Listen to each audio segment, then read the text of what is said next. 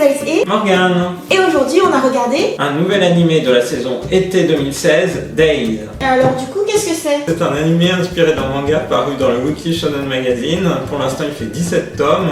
Et donc là l'animé est un des animés phares de cette saison été 2016. Et donc l'animé vient de commencer sur la plateforme ADN.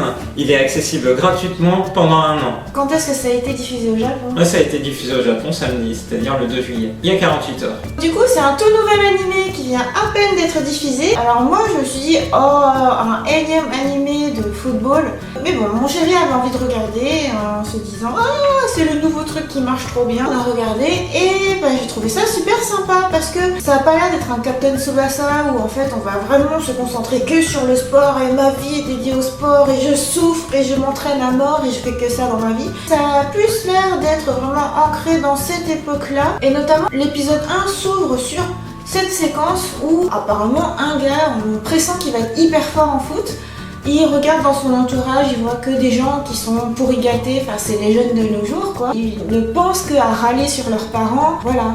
Sauf un petit gars qui s'occupe d'une fille en fauteuil roulant. Et là, ça attire son attention. Ça va être le duo central de l'histoire. Moi, comment je l'interprète, c'est qu'il y a une personne qui se préoccupe des autres. Donc cette espèce de jeune héros, encore un sorte d'anti-héros, parce qu'il n'a pas une carrière d'athlète et puis il a une bonne petite tronche avec des yeux roses. Ce personnage-là, il va vraiment vouloir faire les choses pour un but autre que ses propres compétences physiques, je pense. Ça a l'air plus centré sur les rapports humains qu'un shonen classique. Puis ça change un peu parce qu'en fait, si, il y a quand même des animés où le héros il est pas si fort que ça dans Yowamushi Pedalo ou même dans iShield 21. Mais ouais, là je sais pas, il y a un petit truc qui fait que ça a l'air super sympa, super mignon et pas centré que sur la performance et l'esprit d'équipe, mais il y a l'air d'y avoir quelque chose en plus. Et puis ce que j'aime bien aussi, le fait que ce soit à notre époque, on le ressent quoi. Je trouve que voilà, on est à une époque où c'est plus l'après-guerre, c'est plus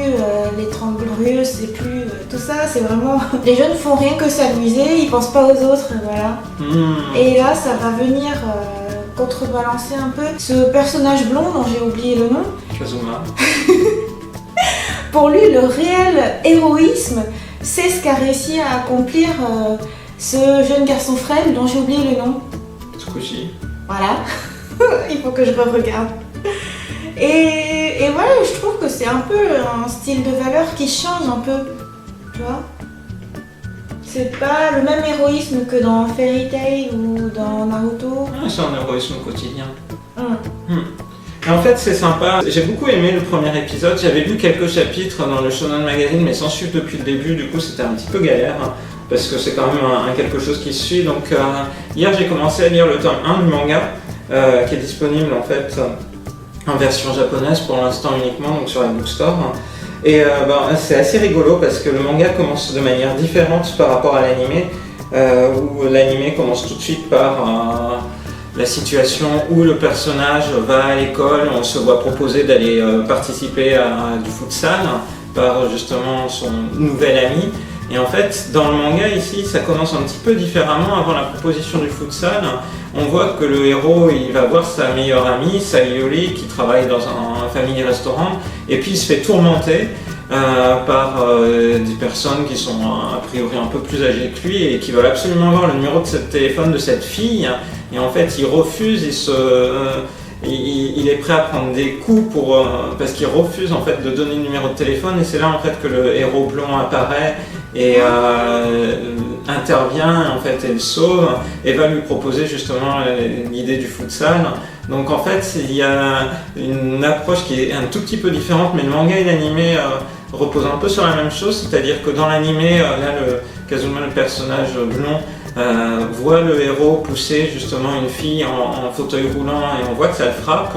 Et là dans le manga, ce qu'il frappe et qui lui fait, qu'il dit que ce personnage a priori frêle et sans grand intérêt d'un point de vue sportif, c'est sa capacité à s'être opposé et à avoir fait quelque chose que les jeunes de maintenant ne feraient pas. Et il y a toute une situation, c'est super émouvant en fait quand ça survient dans le manga, parce qu'une fois que des jeunes tourmenteurs ont fui en fait du family restaurant, Kazuma il dit justement au héros que c'était Kakoyokata, c'était vraiment chouette. Comment tu le traduirais Kakoyokata? Classe. C'était vraiment classe de faire ce que le petit Tsukushi il a fait là ici. Et du coup le personnage, ça lui donne des larmes aux yeux et puis il a envie de pleurer et puis après on va aller sur l'histoire du futsal comme dans le dessin animé. Et voilà, donc du coup moi je suis très curieux de voir comment le manga et l'animé vont évoluer, mais en tout cas moi ça m'a bien plu en fait d'aller lire le manga après l'animé, parce qu'on retrouve les personnages mais avec un contexte un peu différent. Au niveau du chara design, au début je pensais que c'était un animé pour adultes, mais finalement non. Non, c'est vraiment un shonen manga, donc un manga pour ados. Qui ne subit pas la crise de l'animation qu'on voit dans Dragon Ball Super ou Purikiwa? Je pense que c'est comme pour Diana Ace et d'autres séries en fait. Ils visent effectivement un public ado, tendance adulte.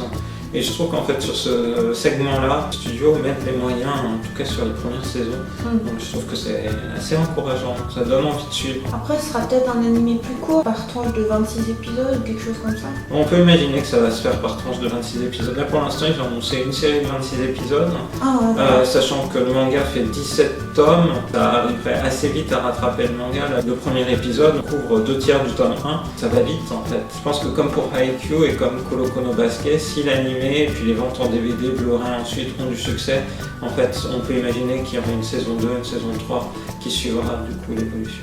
On vous recommande ce nouvel animé dont l'épisode 2 paraîtra au Japon Samedi. Et en France Samedi. C'est du simulcast en fait. Mais oui, c'est du simulcast, il n'y a plus que 1h, 7h ou 14h maintenant sur la plupart des séries animées, donc en fait ça va très vite. Oh génial. Rendez-vous samedi. Rendez-vous samedi pour l'épisode 2. Bye bye.